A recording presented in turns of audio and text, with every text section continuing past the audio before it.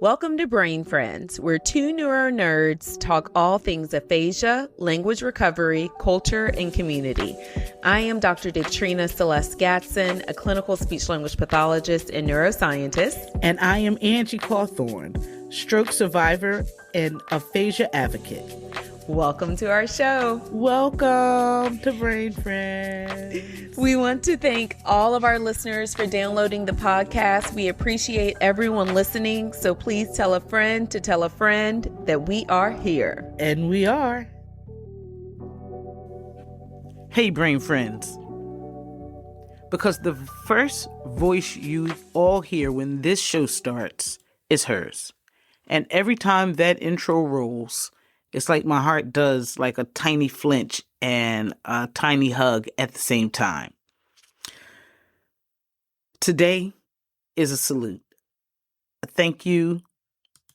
A letter that I need to get off my chest with my whole chest and 10 toes down. This one is for Dr. Dave Trina Seles Gatson, my co-host, my partner in purpose, and my friend. I'm saying her whole name. It's like a Tribe Called Quest. You got to say the whole thing. I'm saying her whole name on purpose because I don't want time to blur the edges of who she was and what she was about. Yeah, she was fly, she was brilliant, and she was funny. She was also fearless. And yeah, she was too young. Way too young. One of those, when you heard, you were like, nah, not her. Not yet. Not like this. It didn't even make it blurred comprehension for me. But I also need you to know something. Even though she was too young, she wasn't too young for this. You know, she wasn't new to this. When I met Celeste, she had already been practicing for over 10 years. The way she carried herself? What? It wasn't new grad energy. It was seasoned, well-marbleized clinician, researcher, and leader. Like she was like Omaha Steak. You know what I'm talking about. The point is she was giving leader prime energy, the kind of person where you can hear the experience in how they listen. You know what I'm saying? Like, you could hear her experience in the way that she listened. Let me cook. We met on the National Aphasia Association Black Aphasians call. Yeah, we call it the back room. Shout out to Nikki. Shout out to Michael O. And I always say the whole name of the group because I think it matters. That space matters. And again, shout out to the National Association Aphasia Association for helping, and all that call mattered. Not just her credentials. I heard her spirit. When we introduce ourselves on these support group calls, you say, you know, how you're there. You say your name, where you're from, what, you know, you bring, what your story is, a little bit about you, and, you know, maybe your old profession. And I heard her spirit past her credentials. She wasn't trying to perform doctor. She was so present, so respectful, humble, and curious, truly curious. The kind of clinician, you know, that didn't just swoop in to be the hero. She showed up like a partner. And I remember thinking, okay, I see you, sis. Immediately. I was like, okay, John, okay. And what's funny is I think she felt the same thing about me. Because from jump, it was instant recognition, like, as she said in her video, Angie, you're the real deal. Oh my God, I love that. It was no fluff, no awkwardness, no pretending. It was just mutual respect from the rip. And now here's the part that I still laugh about because it's our origin story, and it's so us. The reason I had called her originally, I tracked her down and I called her. Yeah, I called her. And we set up a call. And I'm like, listen, Black girls need therapy too. I'm looking for a therapist and that can work with people with aphasia. And because, at the time, that's what I thought I needed. I'm out here trying to find some help, trying to find the right fit and find somebody who gets it. Somebody who can deal with a Black person with aphasia. You're Black, you're a doctor, you must know someone, what's up? And she was like, no, I don't. So she didn't even hesitate. She was like, nah, I don't know nobody. And if you're listening, you're thinking, wait, Dr. Celeste didn't know anyone? Yeah, that's what she said. But then she hit me with the plot twist that changed my life. She was like, I don't know anybody, but would you be interested in recording our conversations, like for a podcast? And I'm not gonna lie, I was like, what? But I had been thinking about doing a podcast anyway. She saw the vision, and I swear, it was like 3 weeks later, we had recorded our first episode. Now, that's alignment, that's anointment, that's not planning. We didn't build Brain Friends because we had perfect timing. We built it because we had purpose. We built it because we saw a gap, and we said, nah, not on our watch. And that you could hear from episode 1. The bond was tight. The circle was complete. Avengers assemble, right? We were like, because it wasn't just like, host and guest. It wasn't doctor educating patient. It wasn't patient educating doctor. It was 2 Black women, one with lived experience and a lot of inappropriate statements, and one clinical, beautiful research expert, like smart chick. Building something together. Like we did that. And for the record, lest we forget, again, I am not the smart one. Let me say that clearly. Celeste was the scientist. She was the brain. She was let's cite the study, define the term, and make sure we don't mislead anyone. We got to take care of the people. That's what she would say. Now me, I'm the translator. I'm the lived experience. I'm the one brass tacks. But that was our magic. That was our thing. And she held it down so much. She took the notes. Y'all know I can't read. I tell y'all this all the time. She kept the timer. She was organized with the segments. She made sure we stayed on track. She was the brains. And yes, the makeup tips. The first time we said we were going to record on a video, she was like, well, be camera ready. We going to be recording. So, make sure, you tight. I'm like, okay. So we get on that Saturday morning and she's like, I thought we were going to be ready for the video. I was. I thought I was, y'all. She was like, oh, okay.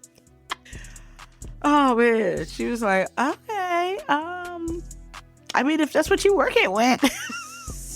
And that's when the cheerleader from Bring It On came out. Like, there was a little bit of that I heard as I've met her friends, and I had the pleasure of just meeting a whole bunch of people that knew her better than me. I mean, honestly, she came to my house. She came into my life for a season. And now she's gone. But anyway, no. Hold on.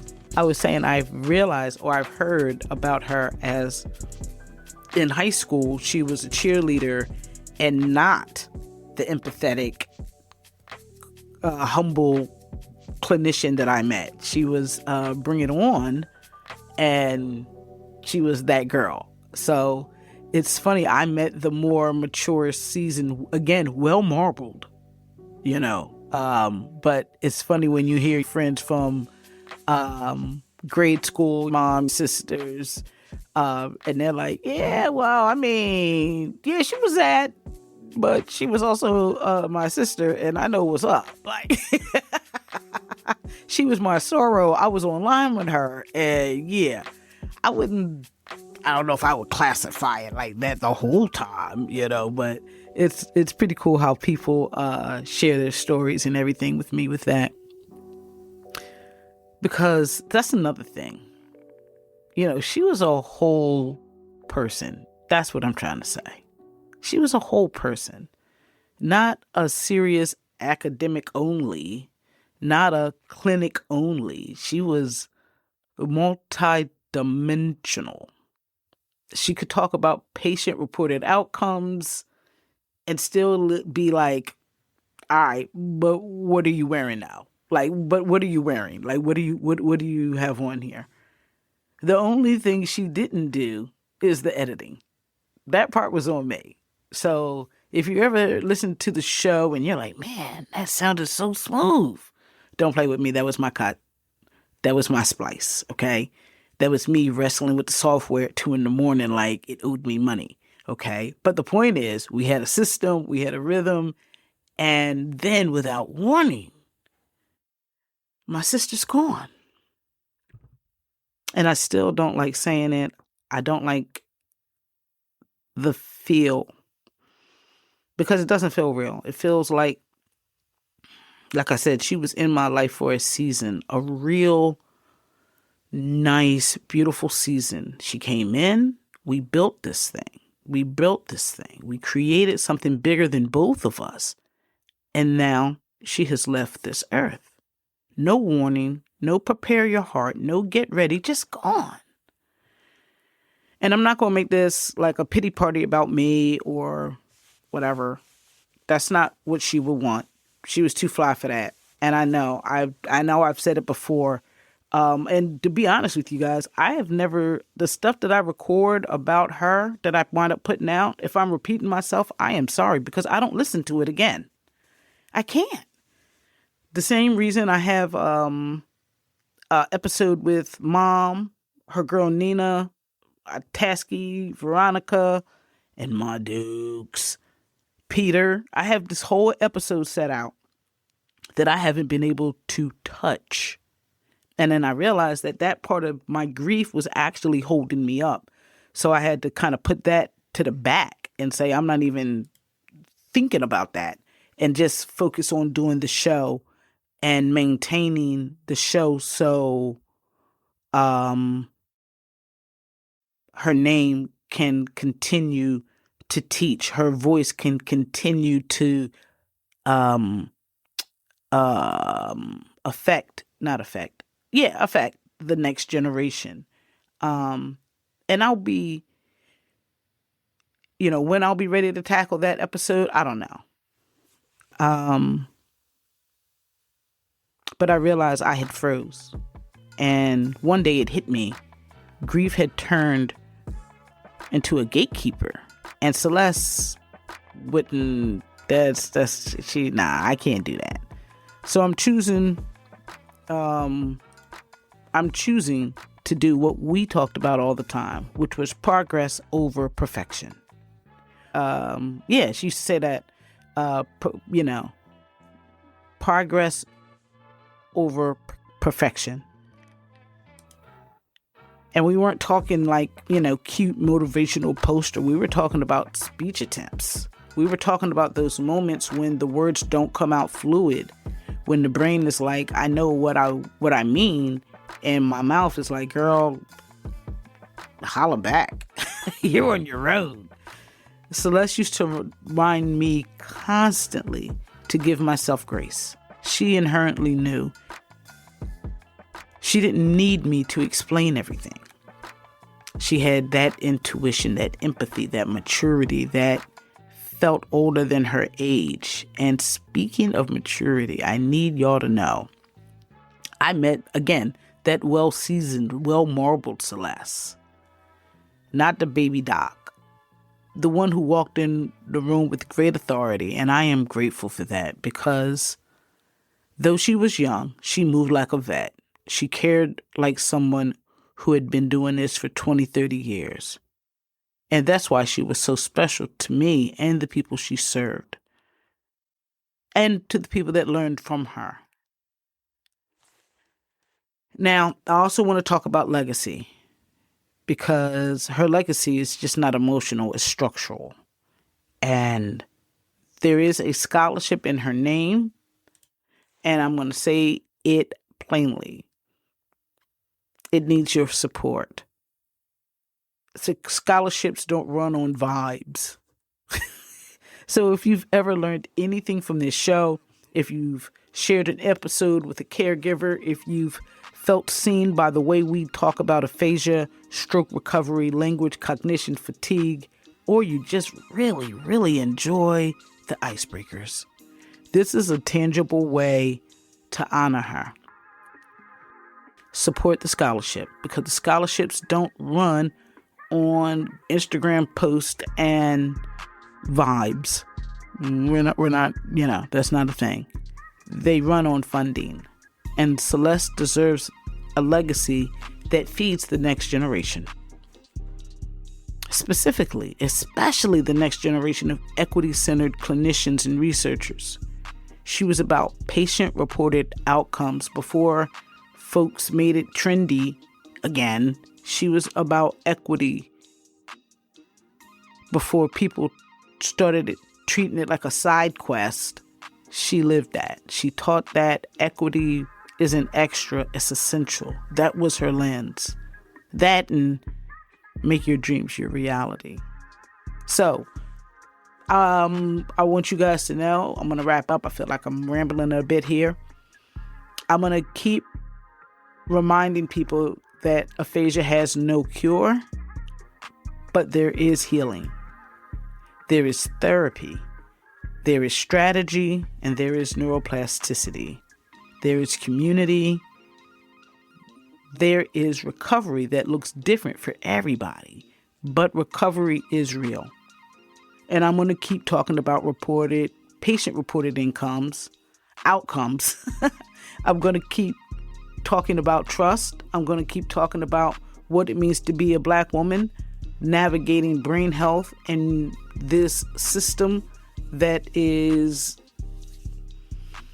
really not looking to be helpful. So, I'm using a new app for editing and production. So if you hear a boo-boo, mind your business. Mind your business, okay? I heard it. I just kept it pushing. Again, progress over perfection. I'm doing my level best over here, folks. And I'm trying to give myself some grace. So I want... I do want to also tell you that the connection... Yeah, they call themselves Connect. Connect is the collaboration to improve outcomes, preventative care, and care transitions after stroke. Connect.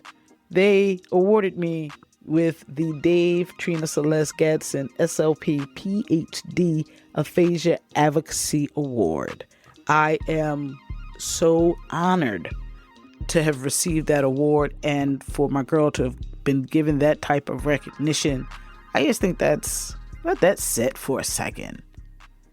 They named an advocacy award after her. That means her work was not hypothetical. It wasn't academic only. It was human. It was lived. It was felt. And I am honored, deeply, deeply honored to be the first recipient, okay? But, it's not just an award. That's a responsibility, and I carry it with pride. So let me say a quick thank you, because this isn't just for me. This is for her family, her mom, to her people. Thank you for loving her out loud. Thank you for allowing the world to keep receiving her light. Thank you for not shutting the door even while you're grieving.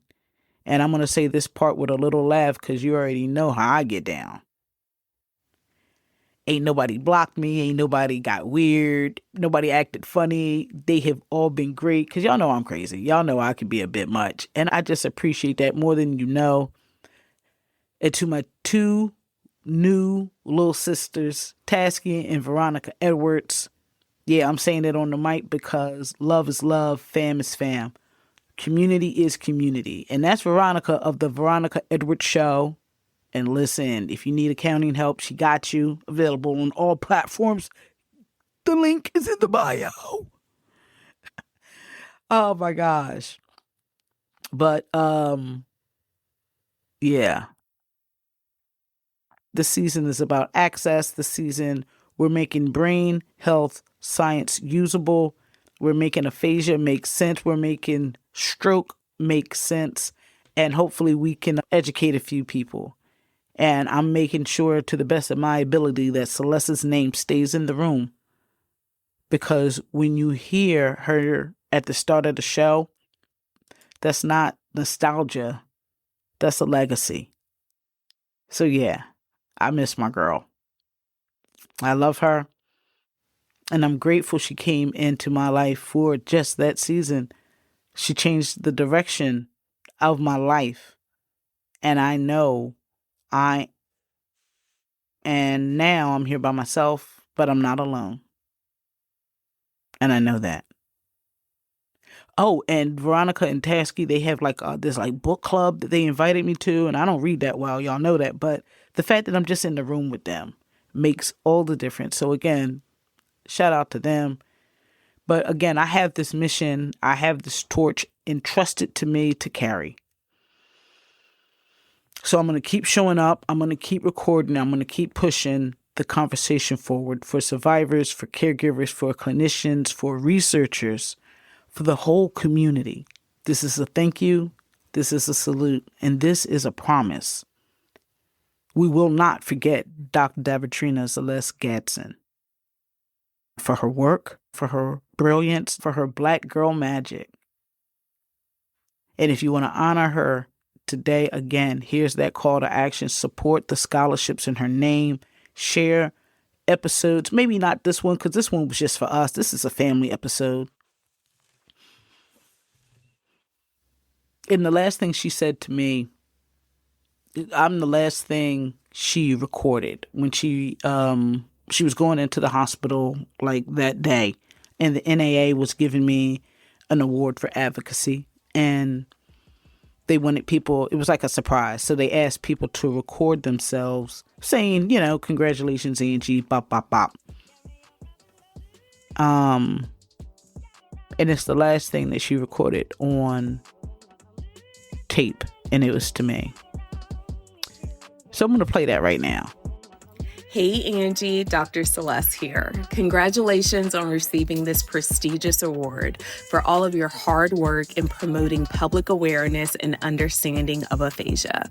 Who would have thought that when we started our podcast that we would be in over 72 countries spreading awareness and talking about topics that matter to survivors with aphasia. I'm so honored to be your co-host and share such an amazing platform with you, but most importantly, I'm so proud of your humor, your motivation, your tenacity, and resilience in doing things that matter to you, but also in helping individuals. I'm so excited about all of the amazing things that you will continue to do with art and your key lectures, and just how you continue to motivate me to be my best self. Thank you again for everything that you do. We are so grateful to have you. And yeah, you're the real deal. Love you. So to all her other friends, I don't know if you have her on tape saying that you the real deal, but, are you? You know what I'm saying? Like, I got it on tape, so I don't want to brag. I don't want to be out here like, I got it on tape. I have it on video. Y'all say y'all cool. You say, she loved you, but I mean, you have it on tape now? Like, where the video at? I got receipts. Let's get it. So yeah, I'm gonna leave y'all with that. I'm gonna listen. And yeah, she will be starting every show. I will be ending every show with her voice. She is the bookends. I'm gonna try not to. I'm gonna do what I gotta do. All right, so I appreciate you guys rocking with me, staying with me, and I can't believe I've been yapping this long. When I cut on the mic, I'm like, I don't know what I'm going to say, but it seems like I said it all. Thank you to everyone that's listening. Thank you. All right, I got some work to do. Go Birds. Let's get it.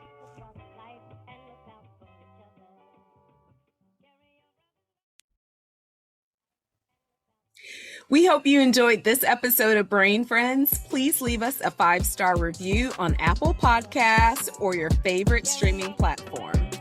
Also, make sure you subscribe to our YouTube channel. Brain Friends, the podcast.